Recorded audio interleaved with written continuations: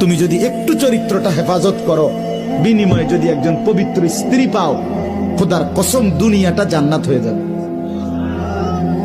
যার ঘরে স্ত্রী ভালো তার ঘরই জান্নাত।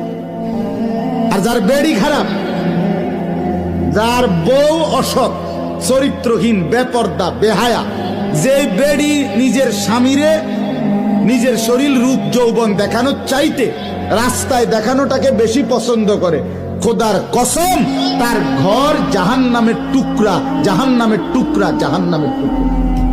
তুমি কষ্ট পাইবা, কবর আখেরাত তো আছেই, দুনিয়ার জীবনেও কষ্ট পাইবা।